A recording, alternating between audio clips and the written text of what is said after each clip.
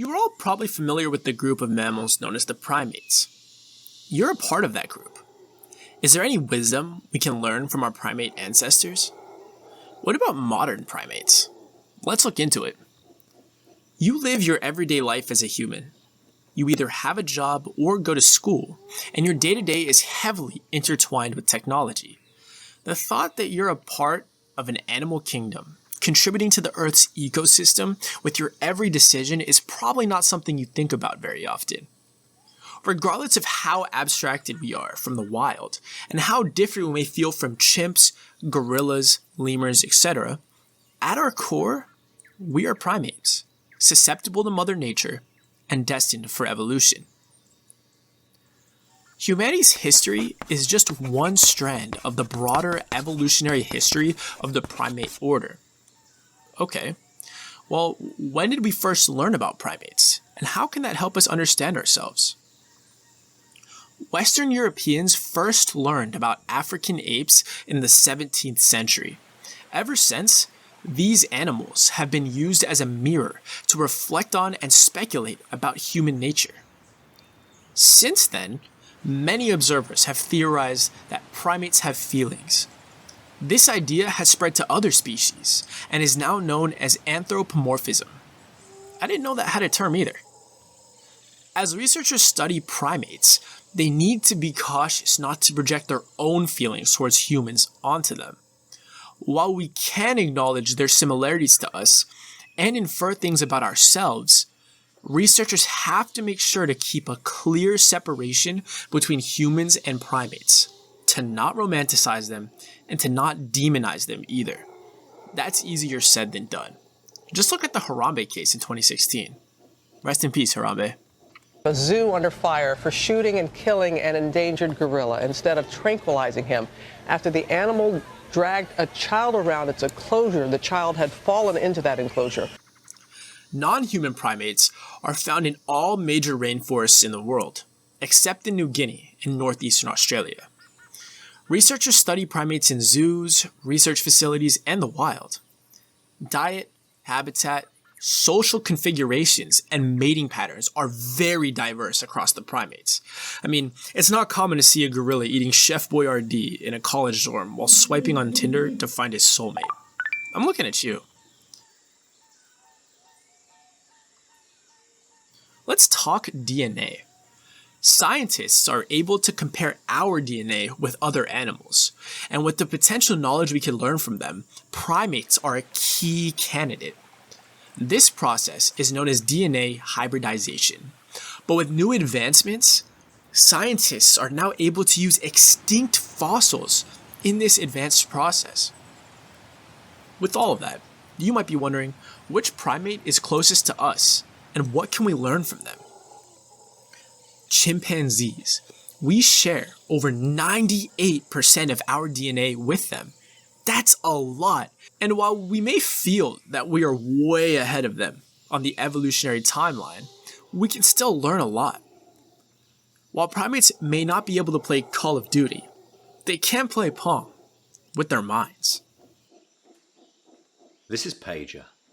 He's a 9-year-old macaque who had a Neuralink placed in each side of his brain about 6 weeks ago. As you can see, Pager is amazingly good at mind Pong. He's focused, and he's playing entirely of his own volition. Okay, beyond that, primates have communication abilities well above other social creatures such as lions or wolves. The simple, instinctive alarm call of monkeys can be seen in sharp contrast to the expressive or emotional cry which is commonly used by the great apes.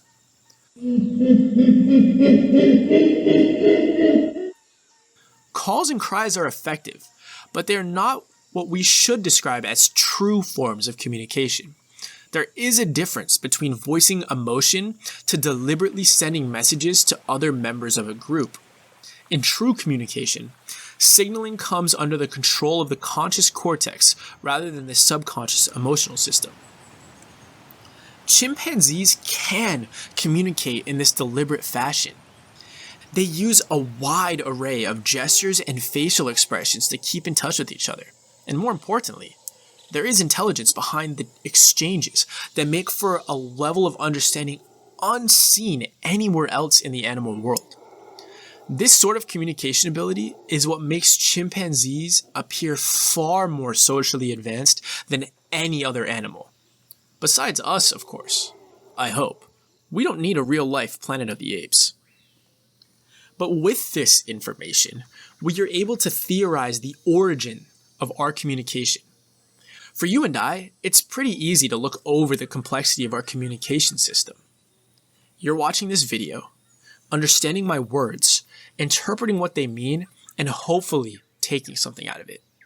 All on a web application, on a device that displays pixels, sending data over a network, powered by electricity, with content stored on servers we call the cloud. This technology we overlook and rely on for day-to-day basic communication has taken a very long time to engineer, and it's because of our ability to communicate complex ideas that we can make this happen in the first place.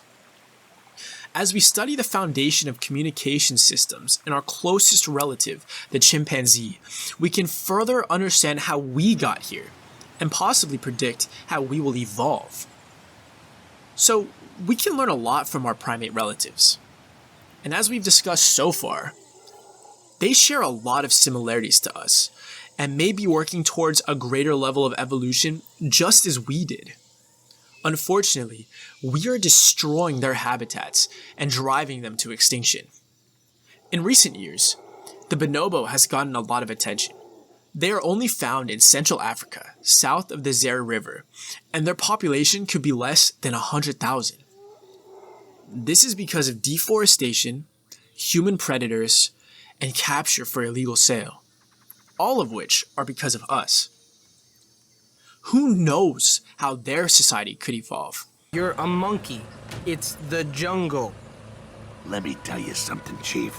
The jungle's a cruel mistress. One day, you're at the top of the banana pile. Next day, you're a pile of peels rotting in the sun. She'll chew you up and spit you out. Never forget that. Never forget! Imagine if some other species wiped out our hominoid ancestors before we evolved into the modern human. You wouldn't be watching this video, you wouldn't live in a comfortable home, and you probably wouldn't even be alive. This is why it's important to protect endangered species, especially the primates.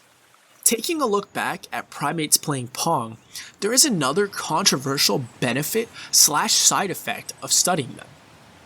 Because they are so similar to us on a lot of levels, we are able to test new technologies on them before they make their way to humans, effectively giving us more information and saving human lives.